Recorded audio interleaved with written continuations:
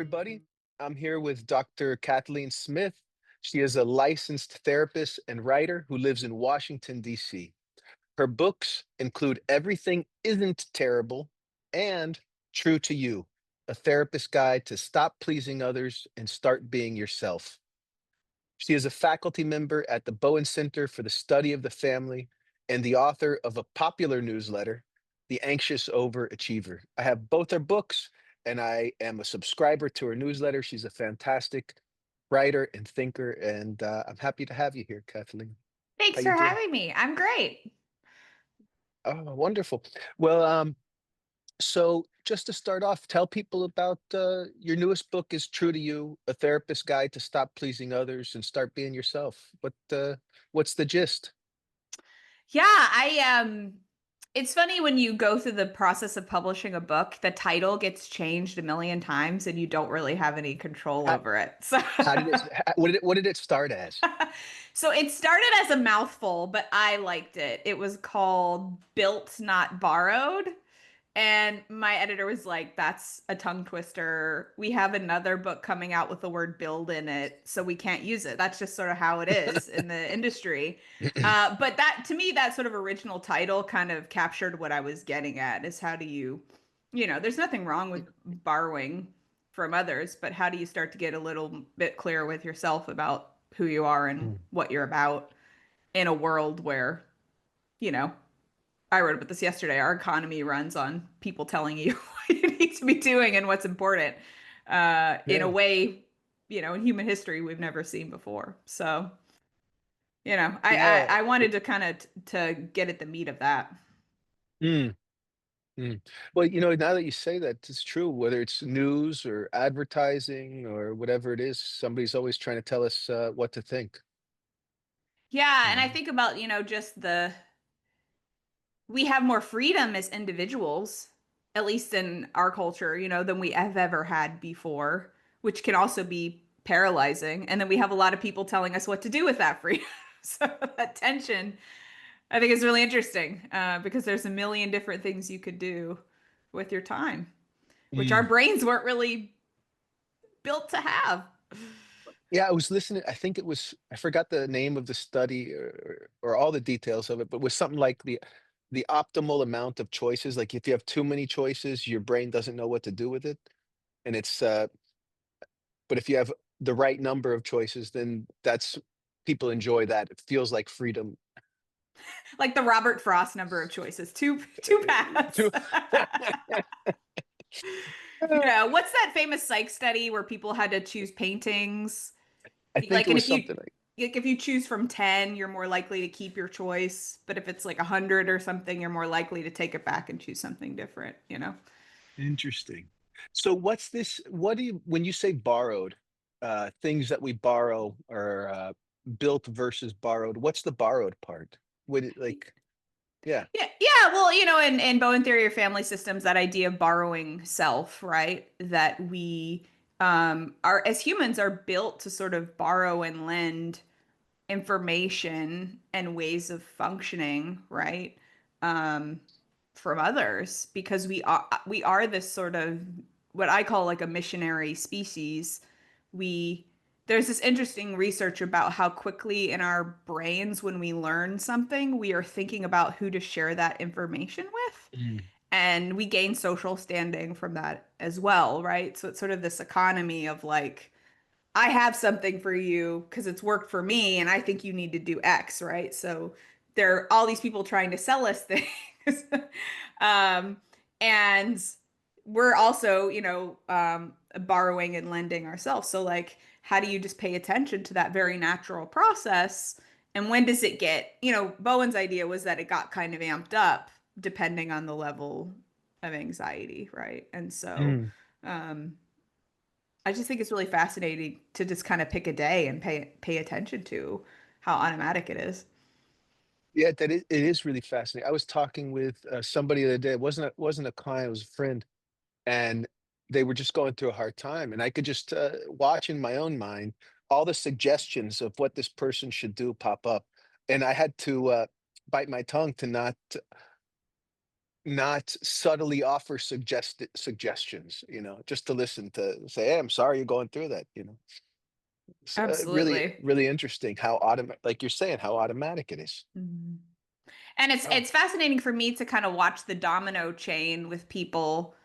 I can think of once I was speaking with this woman who was just constantly giving advice to her daughter who was feeling hopeless, and then she'd come to me and act hopeless. I don't know what to do. Nothing works. And if I'm not careful, I'm the next chain in the dominoes. Like, okay, well, what about this? Uh, and on you go. And so it's just interesting to pay attention to. Yeah. Paying attention to both the borrowing side of it when I'm maybe looking for something from somebody else, and maybe when I'm offering that would be the lending part. Yeah. Yeah, and how much of our lending is about just reacting to the distress in others versus, Mm. really being something for people. Yeah. Reacting to the distress in others, seeing somebody else uncomfortable gets me anxious. Yeah. Something like that. Yeah. What if this isn't a negative thing? It seems like borrowing, lending is useful in some way. How do we work on it? When does it not? When does it stop being useful? Uh, yeah. Yeah, I mean, I like to ask people to just think of examples, of when has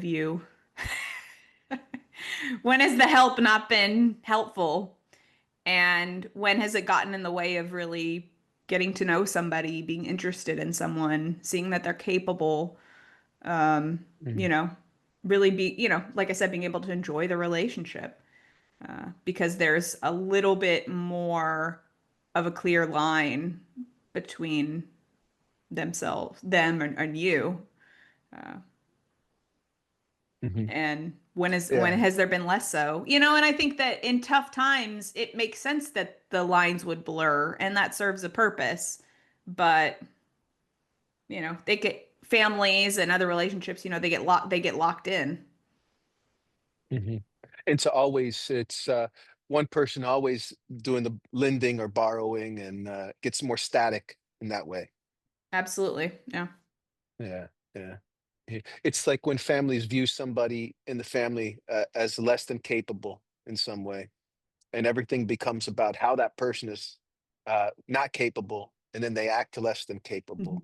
Yeah. Uh, I had yeah. a I had an aunt, this is my mother's sister, who she was really sick when she was born and had a lot of medical challenges, and she had she had a hard time in school, and that was the message in the family is sort of she needs a lot of help, and she never moved out of the house. She lived with my grandparents until she died, and I had the unique vantage point of being somebody who because I was just younger, of watching how capable she was, Mm. watching how much money she saved, right? Because everybody else was doing things for her, and how, she kept a job so consistently and was appreciated by people, and uh, it was cool to get to see that in a way that others couldn't. Not because I was more mature, just because of, my position in the family, Yeah. and yet, um, there would be times where I would fall into doing things for her. It was easy for me to say, she can do this. You don't need to do this for her, And then I would go home and visit, and it was hard, because all of a sudden I was in the middle of it. So yeah, it's just really interesting to see it sort of kick in despite what you kind of intellectually know. Mm. Kind of when you're in the soup of it, it's very easy to go along with because it's just it's the quickest way to keep things chugging along. Yeah, to gut to when you're in the midst of it, to just kind of react to the pressures, the way they're moving, the current, Hmm. rather than fight against it. Absolutely. Uh, it's so interesting that families that you can feel that in a relationship system when you pay attention to it. You know. And I think my go-to response is to get real judgy about it, what everyone else is doing and how they Mm, need to orient themselves differently, versus what am I doing and how can I potentially be a resource to the system if I keep at I'm trying to do or want to do, mm. because I tend to see others as the key to things getting better. Well, you're not alone. I think mine's a little different. Mine would be more going with the flow, people pleasing. Uh, but again, trying to calm others down instead of what do I want to do? How can I be a resource to myself, others? You know, it's easier just to sit back. You know, or it sounds like yours is like I know what's best for everybody. Yeah, but I think I mean that's the therapist in me, I guess, right? Like I know about this. This is what I do for a living. You should do what I think. Most of the time I bite my tongue though, and then I just complain about it or stew about it, inwardly, Yeah, or complain to my husband about it. He's a convenient person to triangle in, so like uh, I hear that. externally I might not be very bossy, but internally I am, let's say. Uh, yeah, I understand that. So tell me a little bit, Kathleen. How did you get into psychotherapy or counseling in general? Yeah, I think it's so fascinating because it has changed over the years, but I am a real introvert. In this, I'm also an only child, so I delight in being left alone and doing my own thing. And so it's kind of weird that I would end up in a field, where I'm not, I'm very much not have to be very present with people, a significant amount of the day. But I do really like to get to the heart of things quickly. I'm not big on superficial conversation. I want to know the Mm, weirdest thing about people and what their sibling position is, and feel connected to them in that way, mm, right? And so I think that it makes sense, that I would end up in the field I did. And I had this experience, when I was in college. My mother died, and I didn't mm, really go to see a counselor or a therapist, but I do think that kind of sparked the beginning of my interest in family systems and sort of how a family orients itself after a big event like that. And so, um, so I think that's how, though I didn't start focusing on family systems when I was in a doctoral program for counseling, I think I veered that direction, because of that event and my thinking about it, and just instantly found it interesting and applicable to myself and my own family. mhm, And I'm also just really interested in characters, like as somebody, who enjoys writing and reading, and I told you earlier, I love fictional people and what they're doing with themselves. And so there's no end to the characters I hear mhm. about, in our meet and my work with people, and I found that really interesting. And so, I'm never going to get tired hearing about family stories, and I don't think I've Yeah. ever worked with anybody that I haven't found pretty interesting, because of that. Yeah, I think when you really listen to people and they open up, people are endlessly fascinating. What makes them go round, what they do, how they think about what they do, or don't think about what they do. And what's funny is, people come to therapy and they're worried that you're judging them, right? Which is always fascinating to me because my always thought is like, whoa, this is really interesting. I wonder what they're gonna do. Like I'm waiting to see what's in the next chapter, you know. Very seldom am I like, oh God, here they go again. Yeah, But that's people worry true. about that, which kind of cracks me up. Yeah, but I think it has something to do with, what you were talking about earlier, how under anxiety, we just get so focused on, other people, you know, and people come in anxious. Yeah. So you got into family therapy, you had your interest in stories and your experience in your family, and it seemed to make sense for you. How did you find your way to, kinda more the systems thinking particular? Bowen theory. Mhm. Yeah, so I think one thing I didn't mention is that before I went into counseling, I had a brief stint in divinity school. So I was interested potentially in becoming clergy Hmm. because I very much was raised, going to church multiple times a week. That was another big part of my life, and I had decided that was not for me, Hmm. but I still had this interest in how religious organizations functioned as well, because there's nothing I love more than hearing people's like drama, of what's going on, at the church or their synagogue or wherever, I love it because so I was raised, these grand stories of like the church splitting in two, or the pastor having an affair with somebody's wife, and running off with them,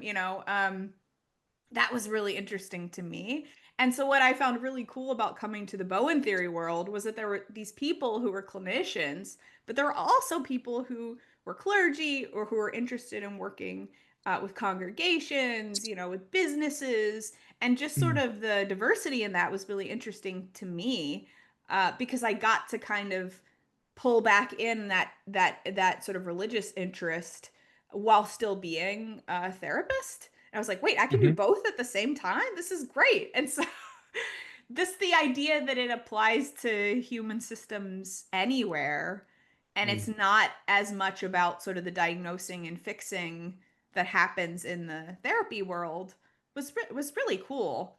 And I kind of wanted more of that. And I think that's a big reason why I kind of stuck around because it's, what I love to say, with my writing and with the thinking, it's like if you're a human, this will probably be interesting to you uh, Yeah.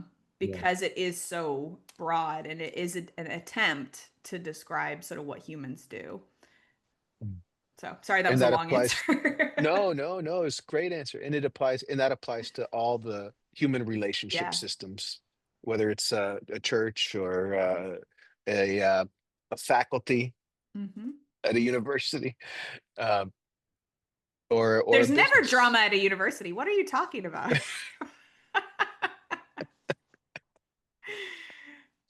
Uh, that is funny.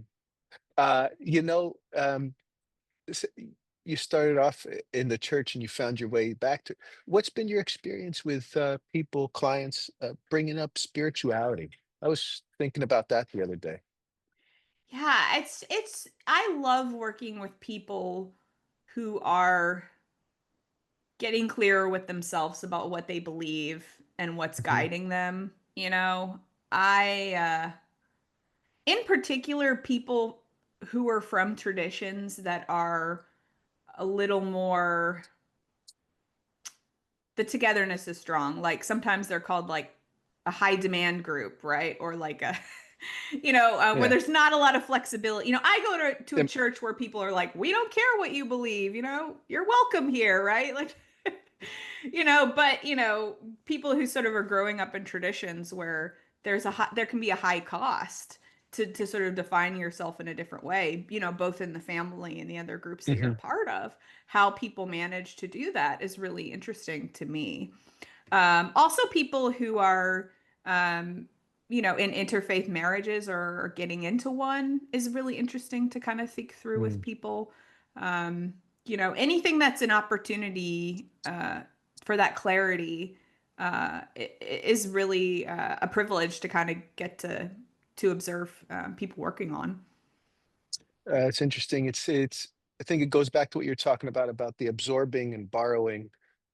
You know, e- especially when you're brought up in a religion that's pretty traditional and rigid. There's a lot of absorption.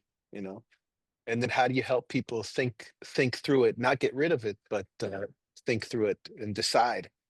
Uh, I think is it would that be? Am I catching that? Yeah. And I think just, how I think about how beliefs reflect the emotional process in a Mm, family too, I can think of one family I worked with once where um one parent started to gravitate toward a particular religion and then one of the kids converted to a different one. Who knows how much of people's actual thinking goes into it. I'm not here to judge that, but it was fascinating to observe that Hmm. polarity sort of emerge. And what's about oneself and what's about sort of moving towards or being allergic to sort of what's happening in the family. How much of our own beliefs are really about ourselves and our own thinking. I mean, it's kind of sobering. Not maybe Yeah, not that it's many. yeah. So the Baptist preacher's daughter becomes a Catholic or a Buddhist. Hmm. Yeah. It's interesting. Yeah. Uh, so, Kathleen, how did you have you always been a writer? You got these two books out. You're writing a newsletter almost. Is it every week now? Yes, it's every week. It's a good practice. Yeah, I mean, I have always been a writer. I did, sort of before and during graduate school, I worked as a freelance writer and even a reporter for a couple different newspapers and didn't really have the journalism background, but people kind of let me do it, which I was and then I had this experience in grad school where I started to freelance, for some counseling magazines and psychotherapy magazines. And I had a professor tell me, don't get distracted. That's not what you're here to Mm. do. You're here to write your dissertation and do research, Hmm. which was true to a degree. But then it made me think, Yeah, oh, wait, what if this is what I'm here to do? What if I don't want to be an academic? That's okay. And so that was a useful relationship for me to be in. yeah, yeah. And I thought I just love sort of the work of making ideas accessible and translating them to some degree, so that people who aren't professionals can find them useful. And it's a cool exercise of getting clearer with myself about ideas and what is it I'm actually trying to say. And how does your thinking change over time? That's the trouble with writing. Once you write something, if it's out there, it's forever, but your thinking might change about it, Hmm. and that's okay. Yeah. It's your process gets instantiated in the world there. Yeah. Yeah, and um I've presented on this before. It is also writing is a relationship thing. Mm. When are you focused on how something is going to be received or how people are going to react to it or what they like and don't like, right? All of those voices are kind of in your head, and how do you set that aside and sort of plug away at what's interesting to you? Mm. Um, every now and then I'll sort of get amnesia and reach out to people or ask, people who read my stuff, like, what do you want to hear? What are you interested in? And I've never found that to be particularly useful. Like Hmm. when you're trying to contort yourself in a million different ways, to get an audience, people can kind of sniff that out. Uh, so I Hmm. try not to kind of be too externally focused in that way. Yeah, it's and so this idea, there's an idea in Bowen theory about defining self, or they call it differentiation in Hmm. Bowen land. Um, it sounds like this relationship to your professor at that time that was like, hey, it's this research. What are you doing here? Uh, is was like a moment of, is that what I want to do, or is maybe this thing what I want to do? It's kind of a moment where you got some definition. Uh, sounds like writing is part of that process for you. Is that pretty accurate? I think so. I think it's easier in some ways, right? Because you don't get the immediate reaction from others in the way that you do if you're talking to somebody face to face, right? You can kind of Hmm. hide behind it a little bit, but, people are still engaging with it or not engaging with it, and that's a reaction you have to deal with and think about. And Mm.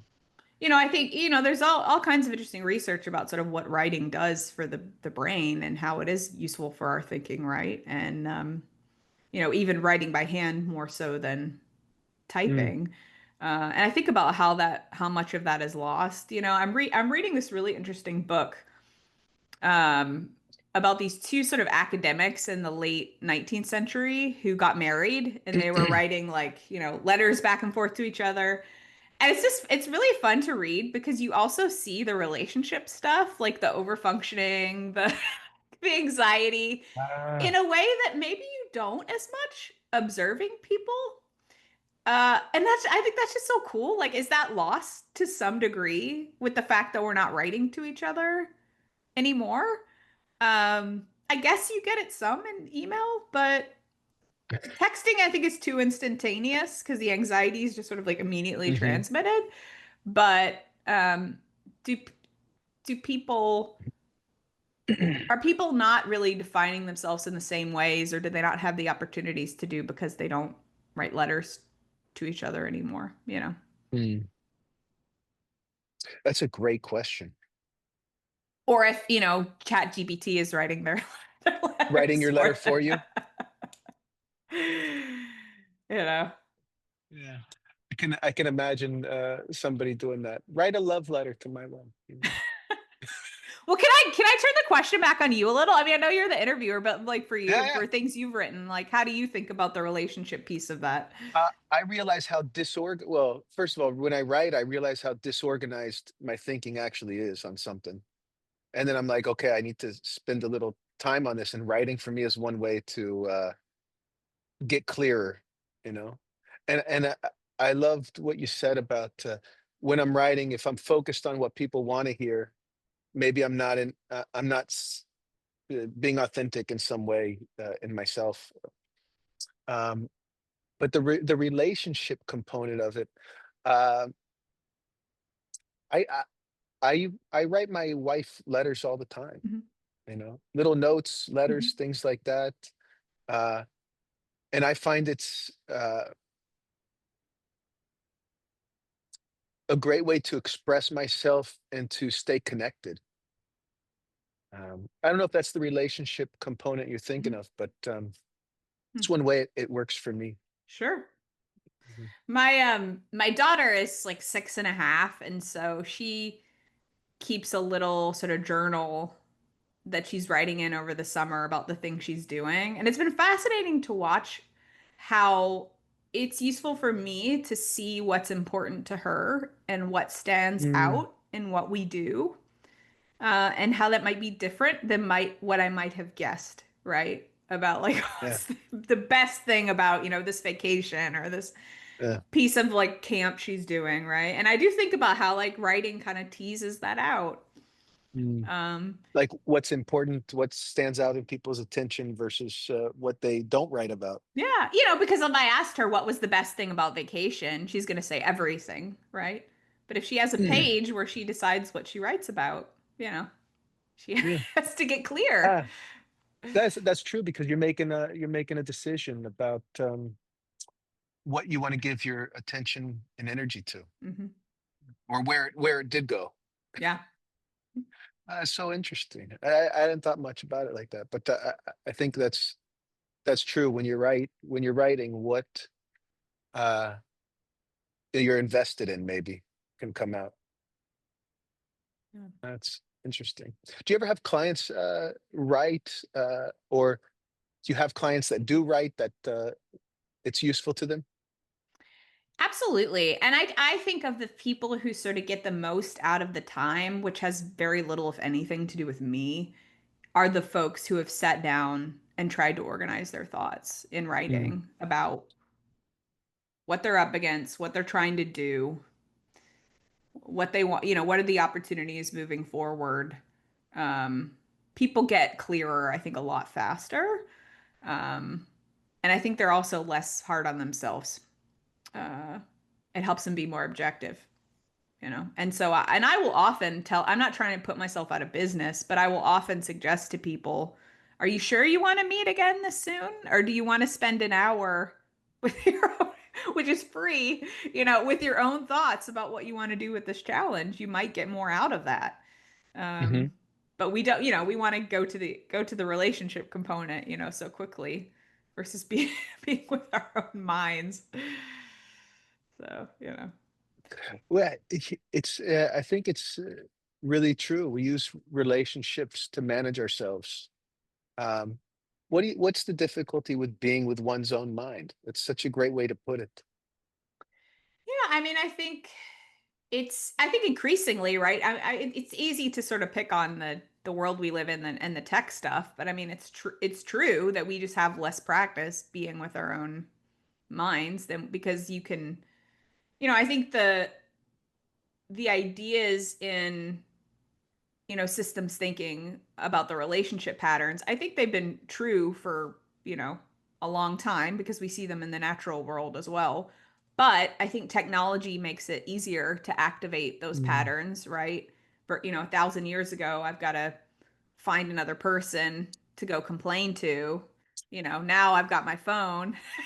I have access to any number of people, I could triangle in, right? And so that's just the constant relationship piece that's always there. Yeah, yeah. So technology makes it quicker, more accessible type of thing. Yeah. Easier to hit the button, Yeah, you know. yeah. And it makes it easier to distance too, right? So it can kind of work in both ways. So Uh, Distance, like if somebody's having trouble in the family or in a marriage, they can just get online. yeah, or distance like I can do my job without having to be in the same room with That's true. another person. There, not everybody has that option, obviously, but like, you can kind of get by with less. I can order food and not have to interact with another person, right? So Yeah, that's true. So Kathleen, can you tell me a little bit more about the writing and relationship connection that you were drawing? sure. The example I love to give is when I was working on the my book Everything Isn't Terrible. I went away on a writing retreat for 2 weeks. It was like this was pre-kid, some of the best weeks of my life, being alone, but also getting to interact with other writers. And I was kind of plugging away at this thing. And then at the end of the retreat, I sent the chapters I had written to my agent to take a look at. And immediately my anxiety went up because all of a Mm. sudden it was a relationship thing, right? Ah, Every thought I had had about this is great, I love this, which was probably overly positive at the time, suddenly it was like, oh, this is terrible. Like, what is she gonna say? Right. And it was really fascinating to just kind of observe how once you turn it over to another person, your thinking about it and your worry about it changes, right? Because mhm, um and not that you can't have those worries while you're creating, but I think once it's sort of out there, it's kind of a different animal. mhm, And that was a really cool thing for me to track in my career as a writer was not necessarily the success of the writing, but the degree of kind of mental illness I had in relationship to it, and something I think I've gotten better at, with this last book, there wasn't as much of the worry about what happened with it because my job was just to kind of keep going on to the next thing versus trying to mm, convince people that it was good or they needed to buy it or whatever. And so, um, and I can do that because it's not how I make my living, right? I recognize if somebody wants yeah. to pay the bills on it, it's a different ball game. But I think for me, sort of the degree of external focus, the degree of sort of those imagined threats, right, that we talk about, if that gets dialed down a little bit, I count that as progress.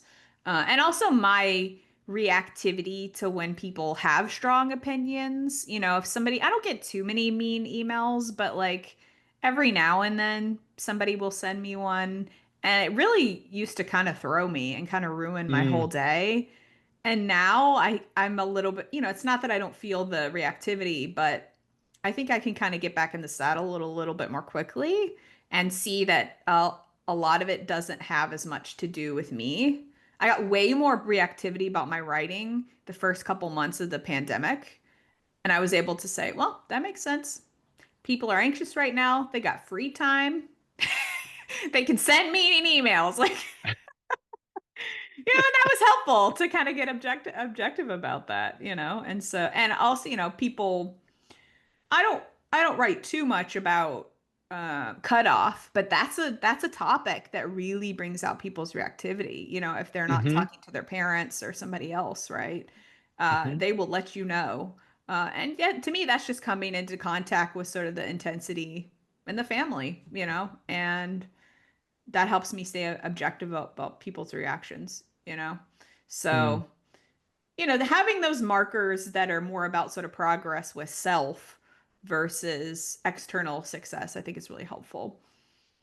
Yeah, I think what you said about it being about the work is really useful, is a good marker. Like if in my own experience, if I'm focused on just doing the work, getting clear about something, whether it's writing or even with clients Hmm. or with teaching, if I'm focused on what I'm doing rather than how I'm being received all the time, it's usually turns out a lot better, Yeah. you know? Yeah, and I think the same applies for families too. The people who are trying to change themselves to get others to function better don't usually get very far with that, like I give the example in my book, and I talk with people about this all the time, people who are like, okay, well, if I start doing less, then my husband will take out the trash, or my wife will, start being on time more, and still a focus on the other, right? Versus the Hmm. folks who are like, well, I'm just going to see what I can do with myself and see what happens, in the family, and that'll be interesting. That's not trying to engineer any particular outcome, right? I think those people kind of get farther than the ones who are trying to do the magic trick of, you know, if I grow up, you'll grow up, right? Yeah, yeah. I can make you grow up by growing up, you know. Yes, I'm gonna be That's so, my that I remember my mother would say when I was a kid, she'd try and kill people with kindness, she would say, and but there was just such an intensity to that. I don't know how helpful that was. I hear you. The focus was still on the other person. Yep. Kill him with kindness. Yeah. Eric, when I was talking with Eric Thompson a while ago, he had a great example of, he said, my wife was having an affair with Bridgerton, the TV show. And he's like, rather than getting worked up about it, I made a plan for how I'm going to manage myself for 3 days. That's But great. just that idea of not getting the focus off of what the other's doing. Hmm. It's really useful, I think. Hey, I think that was from your first book, right? Everything Isn't Terrible. You had this map of other focus versus self focus. Sure, I don't know. Yeah, Maybe one of them. I think so. I think so. I've given it to clients before. Uh, w- what's your sense of what gets this other focus going? You said I think you I said was gonna imagine say, threats. being awake. Being awake. It's true. Being alive. Yeah, I mean, I think for me, it's just, it has to do with the amount of anxiety in the system, and that also helps me not get too blamey and judgy on myself, right? When you just come Mm. into contact with that anxiety, you want to manage people. And groups need that. I try not to get too, I think I watch sort of what happens in a group where you need people who are concerned about whether people feel left out, Hmm. whether people feel welcome, whether people get a chance to speak up. I think that's important. That's how groups function. You need that kind of cohesion, right? And Hmm. um, but you also need people who can say, well, if someone wants to speak up, they can do that. They can take responsibility for themselves, and so I think it is kind of a balance, because if you had a system where people were just sort of totally disregarding what was going on in others, I'm not sure how well that system would function, right? So a little bit of other focus, I think, is useful. But so is a little bit of focus on how you want to represent yourself. Mm. Um, and I think that's sort of what Bowen was getting at with this idea that you don't have to worry too much about the other focus, because it's always going to be there, you know. There's no real danger of that Yeah, of yeah, that not happening. So you might as well worry about the, you know, yourself and what you're going to do with yourself because that's harder. I don't know. yeah. It's yeah, that's it's the other focus is more like a default. You know, Yeah. it's a natural state. Uh I think the quote was you can't be all for others and you can't be all for self. It's gets at what you were saying too. Yeah. How does this idea that you need different people in the system functioning a little differently? Uh, how does that relate to this idea of the emotional system, like human family, human relationship systems, church organizations, faculty administration, that Hmm. they're emotional systems? Yeah. Yeah, I think, you know, about the this idea of how do systems become stuck in how they manage tension, and because that's what they're built to do to some degree, right? And but they're also built to get things done. And so how much energy goes into managing the tension and how much is left to solve problems, you know, and meet Mm, goals, right? And I think in stressful times more gets diverted towards managing the tension, which makes sense, right?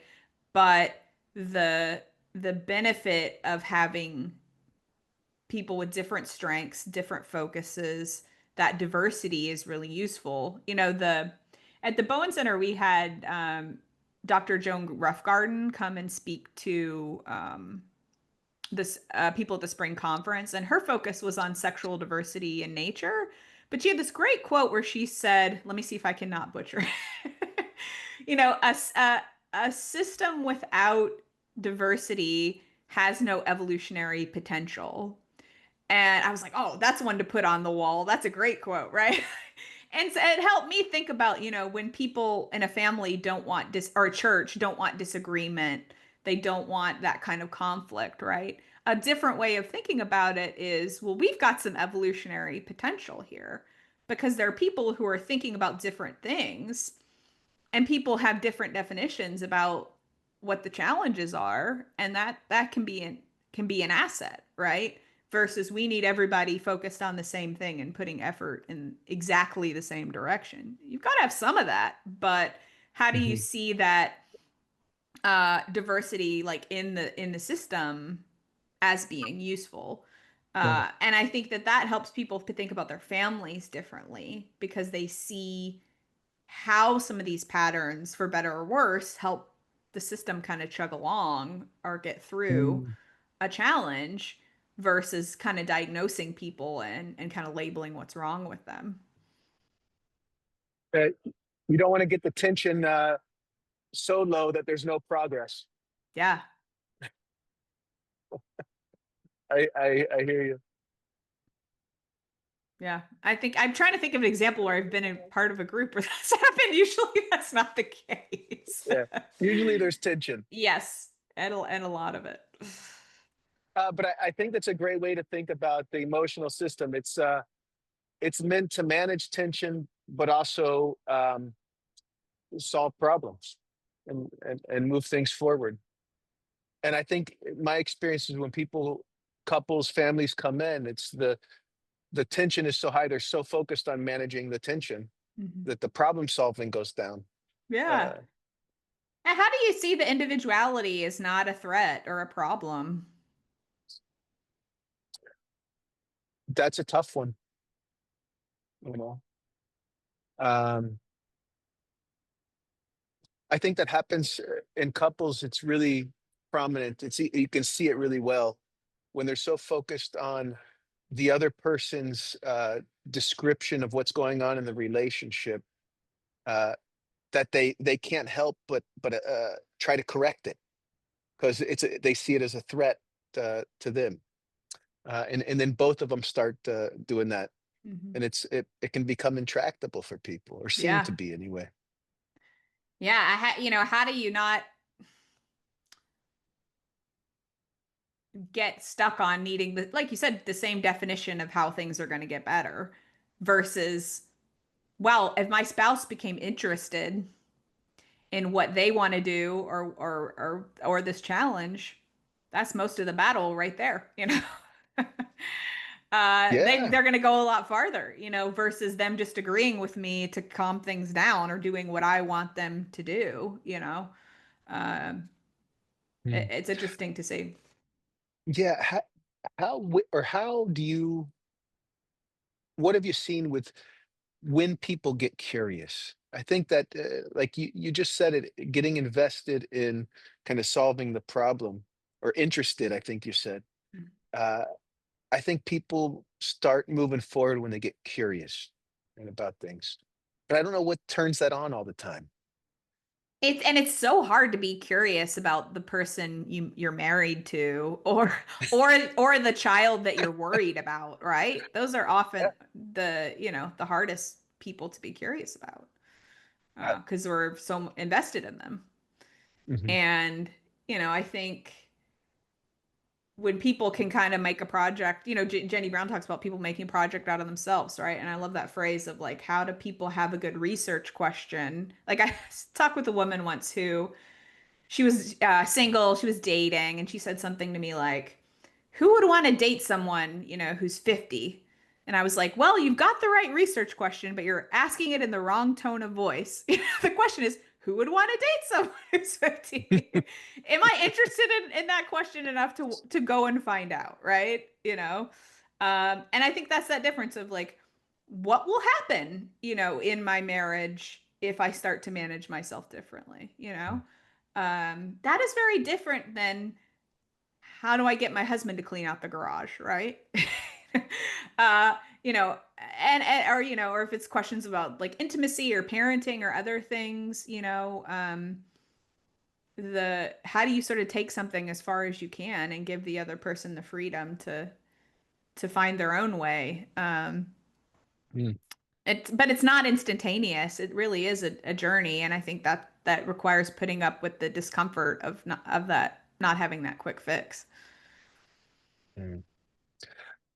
Absolutely. And it's like, we were talking about technology earlier. We're so damn programmed for the quick fix, to want it. I don't think that's just a technology thing. I think it's a human thing. But it sure is easier to get relief when you have your phone next to you than Yeah. something something else. Or an expert who says this is the way. Yeah, yeah. I can get on Instagram and find the answer. Mhm.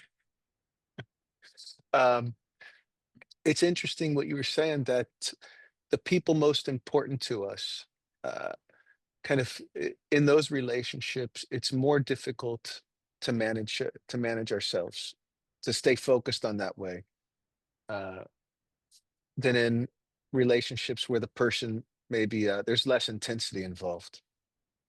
Um, what is it about the importance of the relationship that raises the intensity? Well, I think the that individual also brings their own anxiety and invites us to manage them in ways too, right? And I think Hmm. I think about I recently went to an awards ceremony that my husband had at his work for something he had worked on. And it was really fascinating to me, And I found, it was something he'd been working on that I wasn't particularly interested in. We're in very different fields, so we do our own thing. What does he do? What does he do? If you don't mind. He is in like defense research. So like he is like, he's, it's very important for him to be precise, whereas I'm kind of over here in the therapy world being like, oh, but and I'm sort of more individual picture. He's sort of, the whole world, the sort of strategy, Hmm. the whole scheme of things. But it was fascinating how I was able to get more interested in what he was working on by coming into contact with other people who are describing and saying nice things about him too. I think it was a really interesting kind of triangle, And I was thinking about, he doesn't come home and say, "Oh, I'm so stressed about this. This is hard." He doesn't do that every day, right? But in our Hmm. relationship, you pick up on sort of what's challenging, and then it's easier to kind of tell somebody what to do or just not want to talk about it as much, right? And so it was fascinating for as an entry point for me to start to get interested about what he was working on because I was able to hear about it and think about it in a way that was different than I'm coming home at the end of the day. We have this deadline coming up, right? That kind of just reactivity that you're more sensitive to when you're married to somebody. And so so it was really cool to start to get more interested in something he had been working on and think about it in a different way.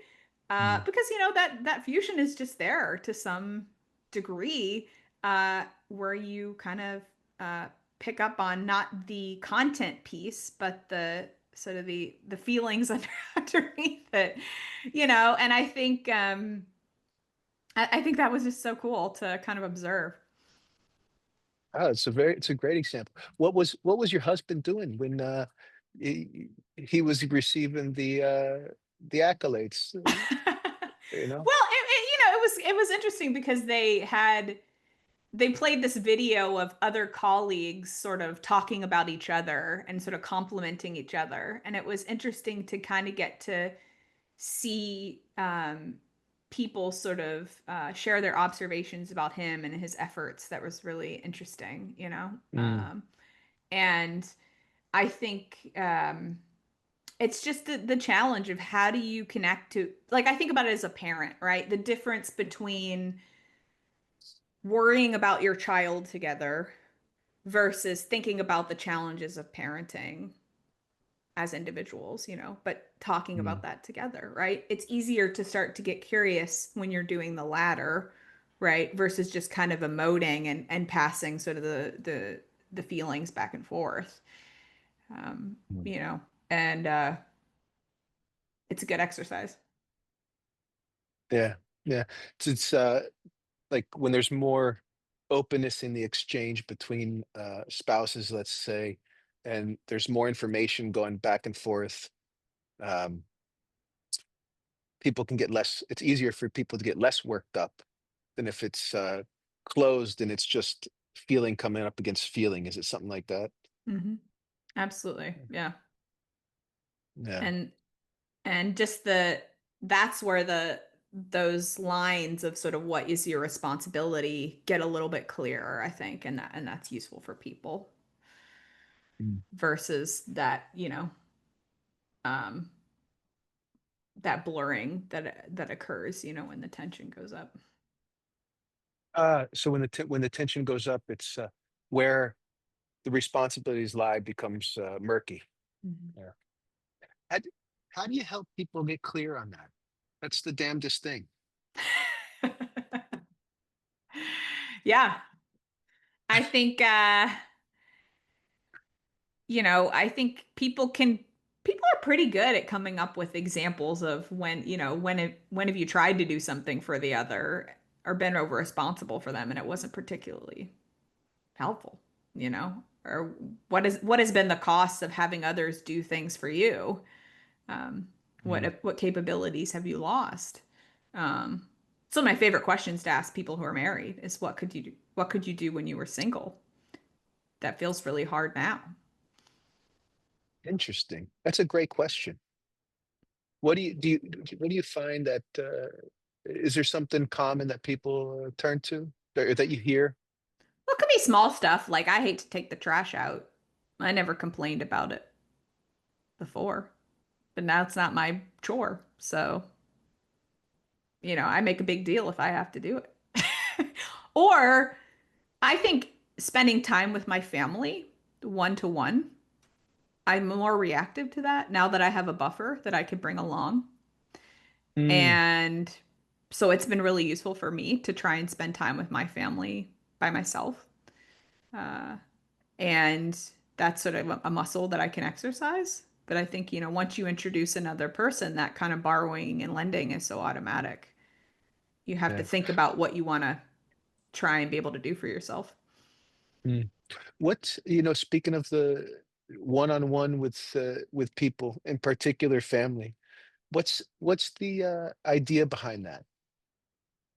Yeah, I think, it's so hard to get out of those triangles that are used to manage the tension, whether it's bringing your spouse along as a buffer or, you're FaceTiming with somebody, let me put my kid on or my dog on to entertain you, and manage Yeah. that. Or, not being able, if your parents are still married and living, like getting them separate. There are a lot of ways that we sort of get comfortable through those triangles. And so it is a real workout to be able to learn, that was sort of Bowen's idea. What do you learn about yourself in the process of A, trying to get people one to one, and B, sort of what you notice when you can do it, how hard it is to relate to Mm. people.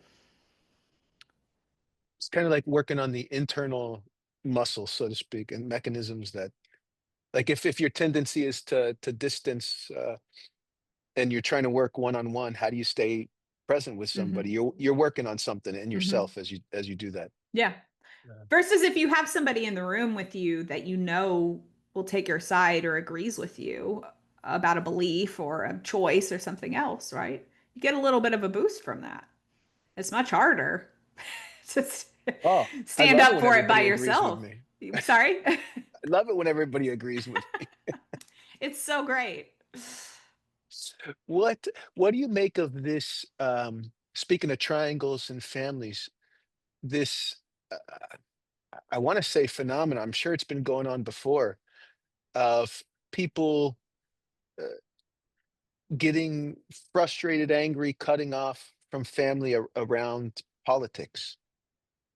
So and so voted for this person, so I can't talk to him anymore. Yeah. I think it has Is it? less to Yeah. I think it has less to do with the content and more with just the intensity, and the level of societal anxiety. Also the reality that we can survive without those relationships in a way that we couldn't 1,000 years ago, right? So Mm. that So it's makes easier to distance in that yeah, way. it's not that people couldn't be creative thousands of years ago and figure out ways to I'm sure they did, but it's Yeah, that yeah. much easier now. So that's interesting, though. The anxiety in the broader society impacts the anxiety in the family in some way. Mhm. Mm. Yeah, and I think again, getting back to that borrowing and lending, there are a lot of professionals who are sort of lending that as a solution and an answer too, Hmm. and to me, the question is always not, it's not what you do, it's what's the thinking behind it or lack thereof. Mm. So it's not there's not a prescribed action. It's how are you deciding upon the action, going about the action? Are you revisiting the action and considering that it's the best way to deal with the challenge? Got it. Got it. I love. I think maybe it's Bowen's quote. It's everybody's inherited a lifetime of tribulation. You know, Hmm. when and more or less. So when you feel like you know the way, do the best you can with it. Hmm. It's like you make the best decision you can, but that implies that there's some thought that went into it, not just Hmm. the reactivity Yeah. to the And I pressures. and I think decisions aren't often a one-time thing, right? Like if you Ah, are a Christian, let's say, do you revisit that decision every year and say, do I still am I still signing up for these ideas? And obviously there's lots of different definitions of yeah. Christian, but if it's that important, I would hope so. And I think the same thing with relationships. Like if you're not speaking to your mother, that's a pretty big deal. So can you put a reminder on your calendar every January to think about whether that's The best route. do you stick with that decision? Are you open to contact? I would never presume to tell anyone what to do, right?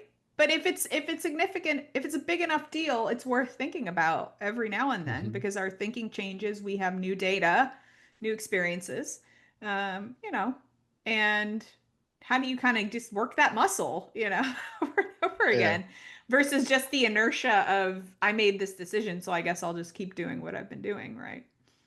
Yeah, which I think that thinking that you just described at the end goes into how families can cut off from each other and forget what the hell the cutoff was originally about. Yes. You know, we don't talk to Uncle so and so. Why? Nobody knows. You know, Yeah. Or they do know, but they're not thinking about is that still a good enough reason? What have been the costs and benefits of this decision? yeah. I find that so useful. This just asking people about what's the cost and benefit, or what's the utility and the challenge of whatever they're thinking about or doing. You know, because most of the time I think there's two sides to a behavior or a decision. Mhm. Um, And yeah. it's very risky to turn the boat around, change directions if people are going to have reactions to that, right? I think Mhm. about in my own family, there were some cousins that had sort of been cut off, and I started to make contact with them, and I had my grandmother say to me, "Well, you know what they did, right?" And I said, "Yeah, I do, but I think it Yeah. would be useful to have some contact with them, like it stirs things up if you start to move a different way, because it I is do. easier to just kind of chug along as is." Yeah. You know, thinking of just these stories that get built into families around what happens, what Mhm. happened. Uh, it got me think. I was thinking about story before we started talking. I think you're a storyteller in your books. You get across ideas through stories. Is that something that came naturally to you? I know you've always been interested in characters, from what you were saying, but yeah, how do you think about this idea of story as a vehicle, as for ideas, concepts, education? What's been your experience? Yeah, I think about how humans are just narrative creatures and we learn through stories and through relationships.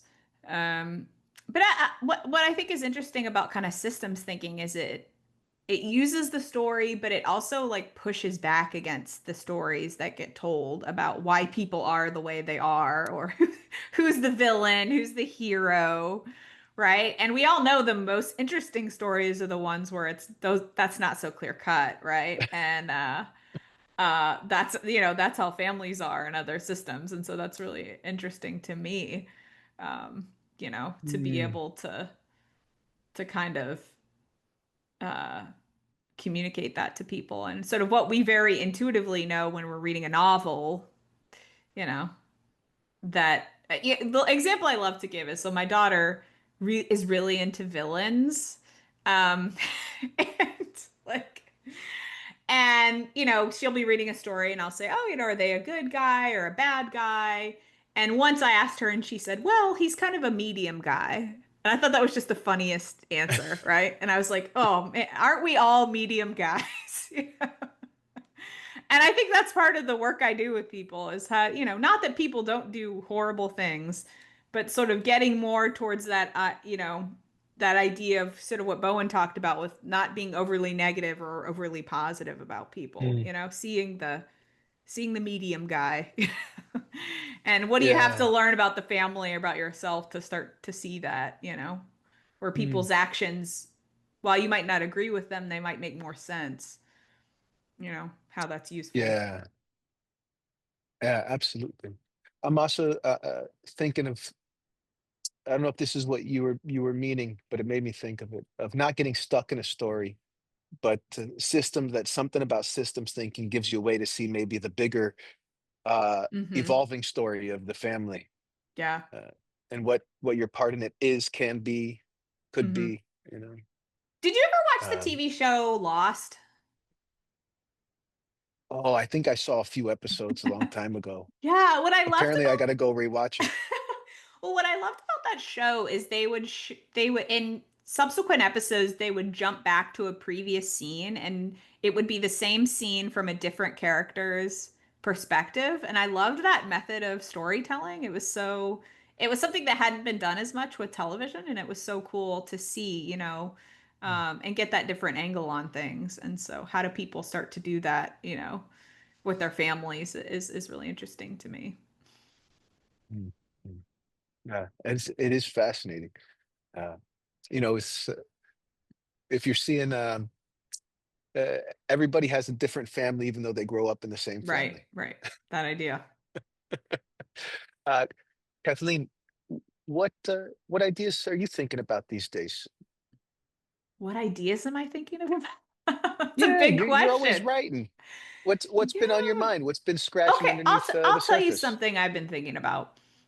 I'm thinking about the difference between getting clearer with yourself about where you want to put your energy and being a chicken. Like, Mm, how do you, because I ask myself this a lot, as somebody who has an interest in writing, and I'm also an only child, and so I'm kind of by myself a good amount, and I'm okay with that.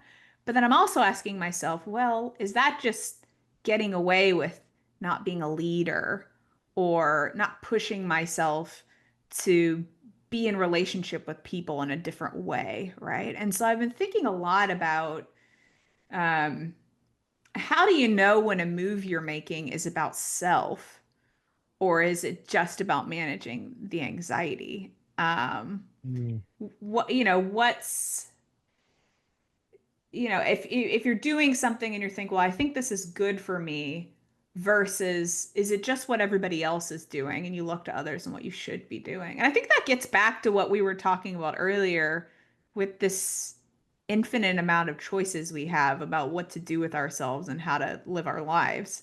How do you make a decision about where to put the energy? Um, mm. maybe I'm at midlife now, so maybe that's what it's about too. You've got X amount of time, and how do you be thoughtful about what you do with it, you know? Mhm, mhm. Yeah, how do you not, I guess one way I've been thinking about something similar is, like, when my energy's not going in the right place, I get the sense of spinning my wheels. Like, it doesn't take me forward in some way.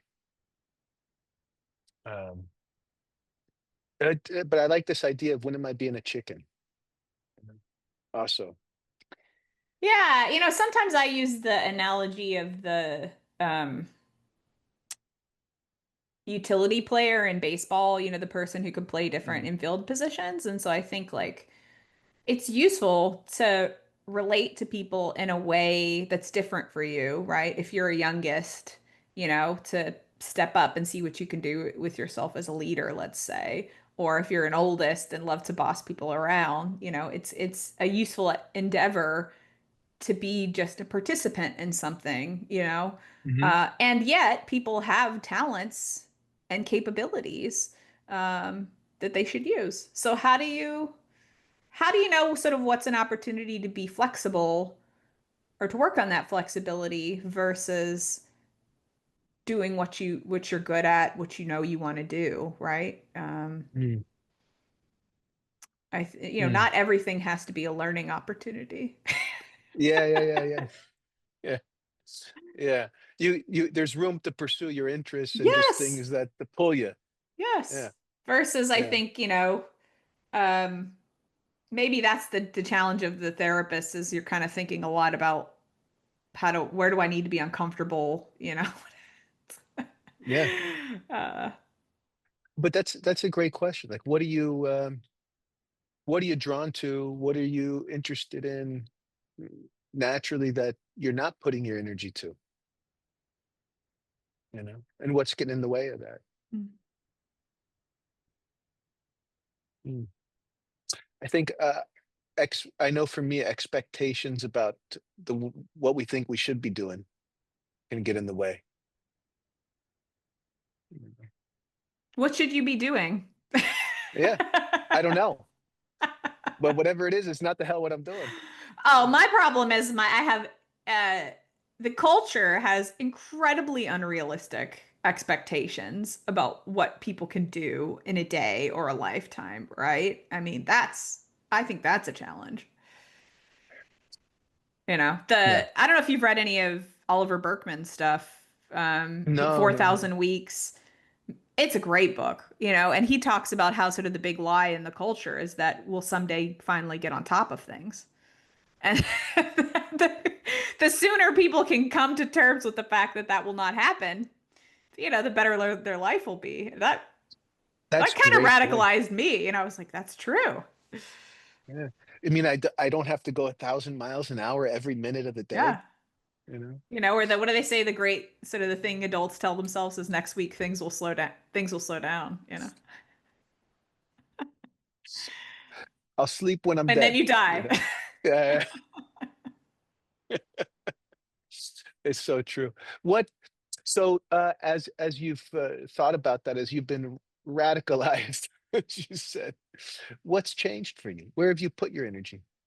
I go to fewer meetings and I am trying to uh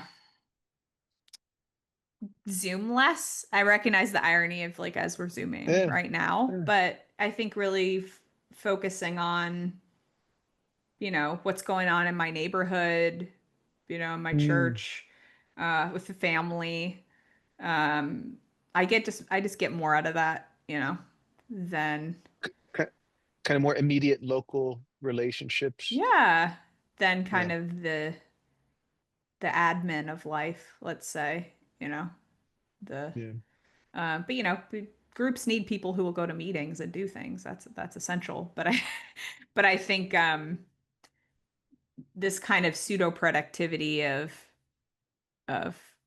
the appearance of doing things. We've yeah. got a lot of that these days. So I think so too. yeah. I wonder if the idea of things becoming more local is one antidote to this technology boom and the isolation that goes along with it. Yeah. And I think, the part of the problem, with just sort of the news is that we're concerned with all these things that aren't local. And I'm not saying we shouldn't be, but I think people then tend to lose contact with what's happening or what are the challenges in your neighborhood, or in your Mm, city or do you know your neighbors? Yeah, our brains are wired for that. yeah, that's really interesting. We're so concerned with these global issues, and yet it goes back to that one. We don't have one-on-one relationships with the people around us. And what would be different if we did? It's a great question. Yeah. Thank you, Kathleen. Would the world be better if everybody called their mother? I don't, maybe not. Ah, that's what I'm titling the episode. Yeah. I'm going to make it as a statement, though. The world There- would be better if you called your mother. I don't know. I haven't met everybody's mother, so I wouldn't presume to. You, My mom's dead, so I don't. I mean, how easy is that? Like, I don't even have to think about that at all. So I don't know. call your mother. Don't call your mother. It's up to you. It would be an interesting experiment, let's say. I hear you. Uh, Thank you, Kathleen. I appreciate your time. Yeah, this is great. Thanks, Guillermo. Great to have you.